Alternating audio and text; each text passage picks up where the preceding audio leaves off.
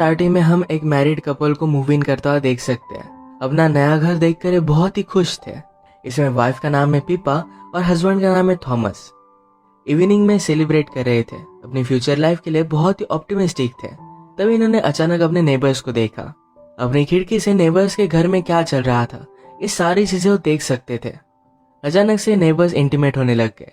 ये दोनों इस बात का मजा ले रहे थे, पर बाद में रियलाइज करते कि उन्हें अपनी प्राइवेसी देनी चाहिए। फिर उठकर वहां से चले गए।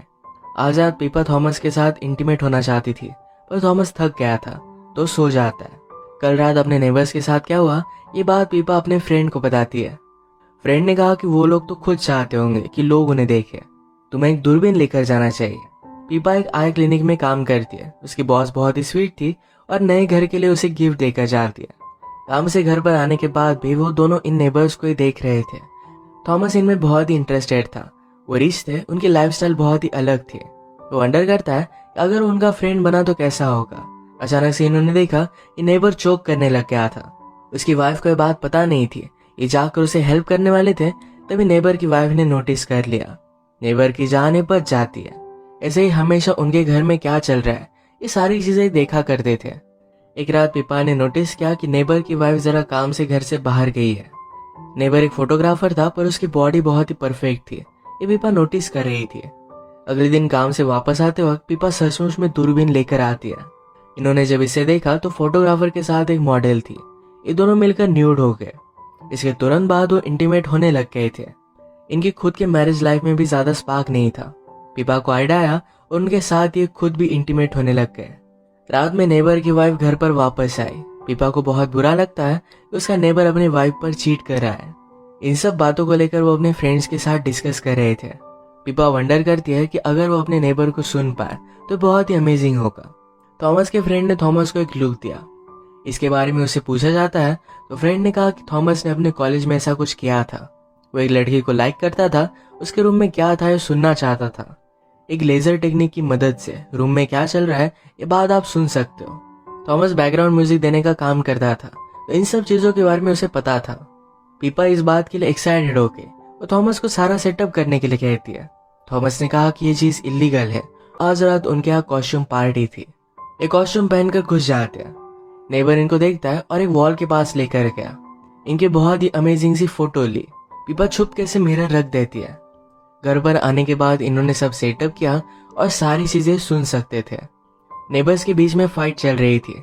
वाइफ हस्बैंड से कहती है, पार्टी में तुम किसी लड़की के साथ बेडरूम में थे। हस्बैंड कहता है कि ऐसा कुछ भी नहीं था। वाइफ को बहुत ही गिल्टी महसूस करवाया, जबकि वो उस पर चीट कर रहा था। इस फाइट में हस्बैंड ने वाइफ को जरा हर्ट भी कर दिया। उसका चश्मा टूट गया था। अगले दिन कोइंसिडेंस से वाइफ अपना चश्मा बनाने के लिए पीपा के क्लिनिक में आई। पीपा उसे देखकर बहुत ही सरप्राइज थी। उसे बहुत ही अच्छे अच्छे सजेशंस देती है। इन दोनों में बहुत अच्छी बातें हुई। पीपा को वाइफ का नाम पता चला, उसका नाम था जूलिया। जूलिया पीपा से कहती है कि हम दोनों को हैंग आउट करना चाहिए, शायद एक दूसरे की अच्छी फ्रेंड्स बन सकती है। आज काम करते वक्त थॉमस ने नेबर की उसकी मॉडल के साथ कन्वर्सेशन सुनी। ये न्यूड फोटोशूट था तो मॉडल को कंफर्टेबल लगी। घर आने पर आज जो भी हुआ ये सारी चीजें पीपा ने थॉमस को कही। थॉमस ने भी बताया कि सिर्फ और एक मॉडल के साथ था। पीपा को जूलिया के लिए बहुत ही बुरा लगता है।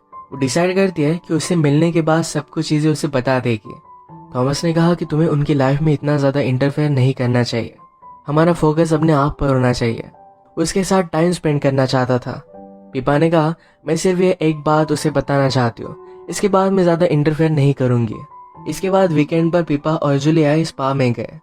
जूलिया पीपा से पूछती है, क्या तुम अपने जॉब को लाइक करती हो?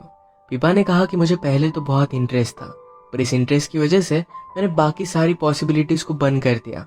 अब उसे लाइफ में स्टक लगता है। पीपा ज्यादा इंटरफेयर नहीं करती, पर बाद में उसने नोटिस किया कि जूलिया का हस्बैंड उस पर बहुत ही ज्यादा चीट कर रहा है। वो उसे इनडायरेक्टली कुछ ना कुछ तो मैसेज देना चाहती थी।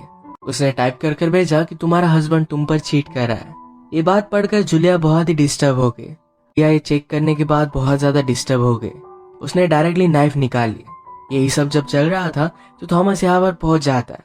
इस वजह से वो बहुत ही ज्यादा डिस्टर्ब हो गया। ये समझ नहीं पाती कि इन्हें क्या करना चाहिए। जूलिया डायरेक्ट उसके हस्बैंड के पास गई। वो इमेजिन करती कि उसे मार डाले, पर वो ऐसा करती नहीं। ये देखते हुए पीपा और थॉमस बहुत ज्यादा डर चुके थे।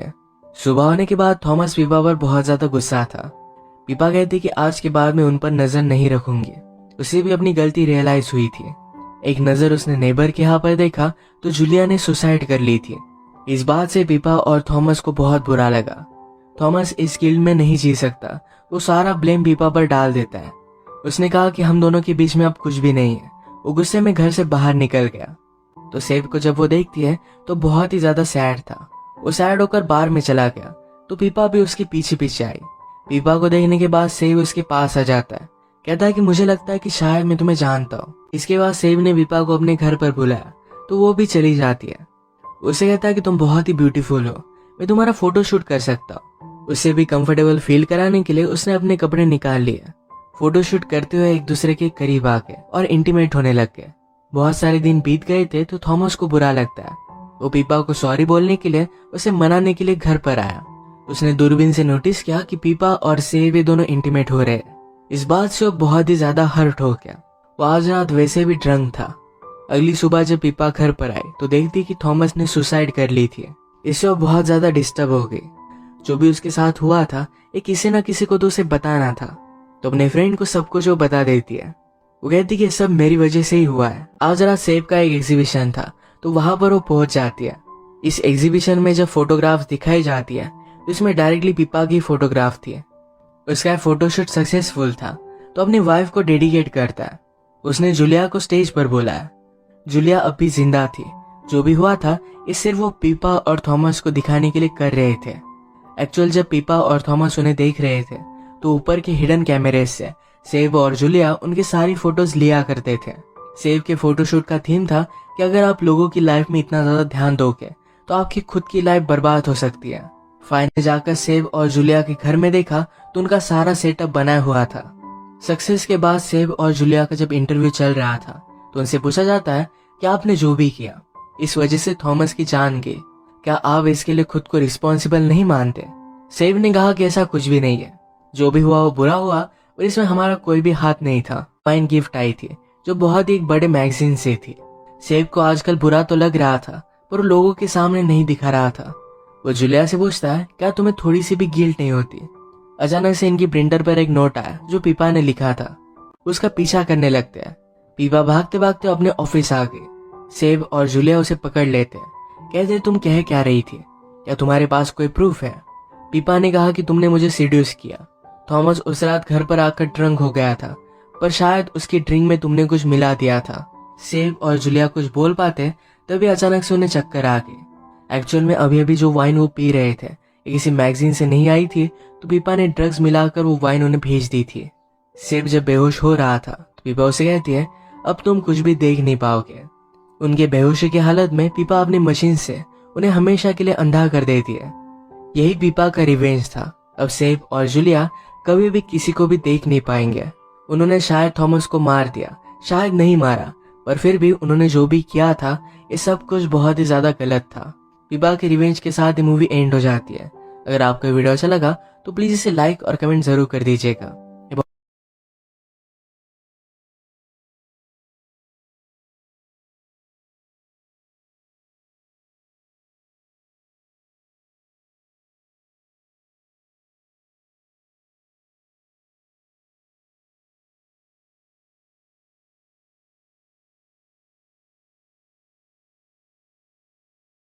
फाइन गिफ्ट आई थी जो बहुत ही एक बड़े मैगजीन से थी। सेब को आजकल बुरा तो लग रहा था पर वो लोगों के सामने नहीं दिखा रहा था। वो जूलिया से पूछता है क्या तुम्हें थोड़ी सी भी गिल्ट नहीं होती? अचानक से इनकी प्रिंटर पर एक नोट आया जो पीपा ने लिखा था।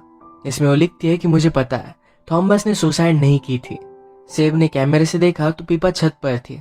उसका पीछा करने लगते हैं। पीपा भागते भागते अपने ऑफिस आ गई। सेब और जूलिया उसे पकड़ लेते हैं, कहते तुम कह क्या रही थी, क्या तुम्हारे पास कोई प्रूफ है? पीपा ने कहा कि तुमने मुझे सीड्यूस किया। थॉमस उस रात घर पर आकर ड्रंक हो गया था पर शायद उसकी ड्रिंक में तुमने कुछ मिला दिया था। सेब और जूलिया कुछ बोल पाते तभी अचानक से उन्हें चक्कर आ गई। एक्चुअल में अभी अभी जो वाइन वो पी रहे थे ये किसी मैगजीन से नहीं आई थी, तो पीपा ने ड्रग्स मिलाकर वो वाइन उन्हें भेज दी थी। सेब जब बेहोश हो रहा था तो पीपा उसे कहती है अब तुम कुछ भी देख नहीं पाओगे। उनके बेहोशी की हालत में पीपा अपनी मशीन से उन्हें हमेशा के लिए अंधा कर देती है। यही पीपा का रिवेंज था। अब सेब और जूलिया कभी भी किसी को भी देख नहीं पाएंगे। उन्होंने शायद थॉमस को मार दिया, शायद नहीं मारा, पर फिर भी उन्होंने जो भी किया था ये सब कुछ बहुत ही ज्यादा गलत था। पीपा के रिवेंज के साथ ये मूवी एंड हो जाती है। अगर आपको ये वीडियो अच्छा लगा तो प्लीज इसे लाइक और कमेंट जरूर कर दीजिएगा। ये बहुत सारी मूवीज लेकर आता रहता हो तो प्लीज इस चैनल को सब्सक्राइब कर दीजिए और बेल नोटिफिकेशन आइकॉन दोनों मत भूलिएगा। हम फिर से मिलेंगे और एक नई मूवी के साथ। तब तक के लिए थैंक यू और आप अपने आप का ख्याल रखिए।